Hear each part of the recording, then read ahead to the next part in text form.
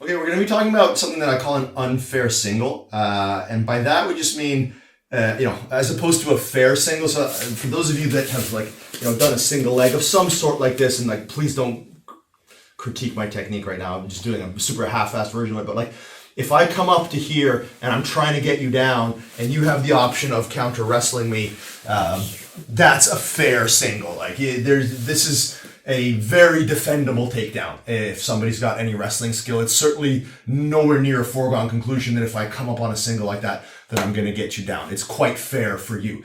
I don't want to go into that. So we're going to be utilizing this position where we take our knee pit and wrap it around our partner's ankle, and we take our biceps and we basically punch them in the back of the knee, which forces them to take this forward step.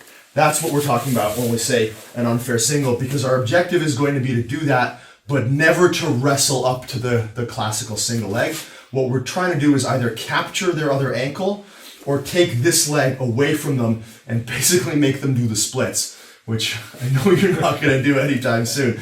But just to introduce the idea, this could happen because I was trying to do this and I missed and you managed to step in which case I'm going to quickly turn and give you this angle. What I don't want to do is play like this. This is essentially suicide. You've got, that, which sucks, but you've got easily access to an underhook punch, you've got knee cuts, you've got all kinds of, there's just a plethora of options for you. I'm not playing like this in front of you. Anytime your leg goes and splits my legs, especially if it's getting anywhere close to my thighs or the jewels, I want to change the angle so that your hips are pointed away from me, my hips are pointed at you. So worst case, if I continue to knee cut... If you continue to knee cut, I don't care. You're allowing me a back attack.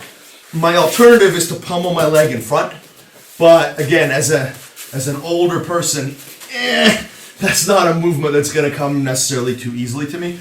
And it certainly doesn't come easily to me, and didn't even when I was younger. I don't have a tremendous amount of flexibility in my hips to afford me this leg pummeling. So if somebody does get kind of here, I'm just immediately turning. And I'm keeping solid posture, and my goal is to connect my biceps or even my shoulder in behind your knee to make it so that you have to take a step. What's going to help a lot with that, if we turn a little bit here, is I'm using my knee pit as an impediment to your front leg, so I'm embracing your ankle basically and your shin. And I am using my arm or my shoulder to drive you forward. What I'm also using, this is the part that's going to help, is my left foot here in base. Because if you try to stay fairly heavy for me here, Stephan, if I just use my arm to move you, it's unlikely to be successful. But if you stay similarly heavy, if I drive off of my back leg and use my core to move you, this is where we talked about the idea of base, posture, structure, having good alignment. If I didn't have proper base with this back foot, I'm not moving anybody bigger than myself. So when I connect my shoulder or my biceps to the pit of your knee, I set this foot in base and I'm pushing you with my entire body, forcing you to take a forward step. That's what's going to create the unfair circumstance. So I've turned my hips, I basically punch you in the back of the knee, like so, and I plant my foot solid, I make you take a step. What's about to happen is your weight is going to shift primarily onto this foot, and this leg is going to start to become light. I now have a decision to make. If the range is appropriate, basically if my height allows for it, if I can place my elbow on the ground while capturing your ankle with just a monkey grip, I don't want to block you with my thumb, I want to embrace you. If I can do this and be stable on my elbow, I'm going to do a version of an ankle pick, which is just going to be to lean my head on your knee, and I'm going to put you down. So you finish him off by slamming your head into his knee. Yeah, but I'm really just leaning. Like I'm coming forward, and it's definitely not a strike. It didn't hurt at all. Yeah. Just to be clear. Yeah. So I'm hitting the side of their knee and putting their weight that way. If, however, you take a bigger step and the only way I can reach your ankle is to go flat to my shoulder, I'm not going to do it. There are definitely ways to recover from here, but we're not interested in that. Just because I can make it work from here doesn't mean I should. If I find that foot is too far away from me, I'm going to keep my hand in base and I'm going to look to pull this leg back. So I'm still leaning on you, and I'm backing this leg up, which basically, like if you're not particularly flexible, as Stephan isn't, it pretty much forces you to go belly down.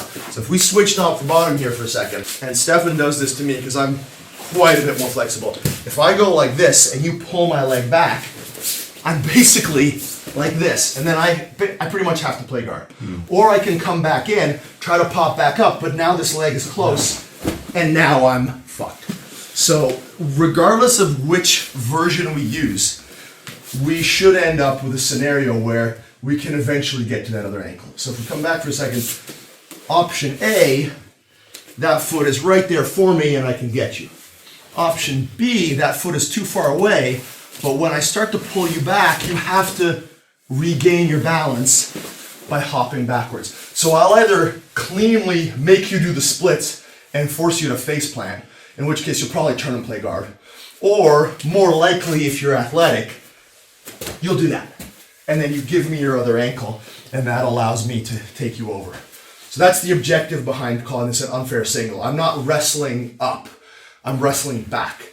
And this is the same concept as we're using with the ankle pick. It's pulling somebody's leg to a target rather than coming up and running somebody down and trying to overwhelm them. We're just putting them into an extremely unathletic position.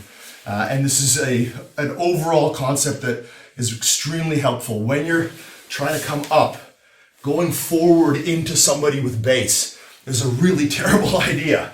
Going backward and pulling their leg away from them, once this leg is in any way light, if that leg either goes way forward or way backward, we're putting somebody into an extremely compromised position where we can reliably predict what this other foot is going to do, which means we can capture it. And we're going to talk a little bit later on about the idea of binding the legs.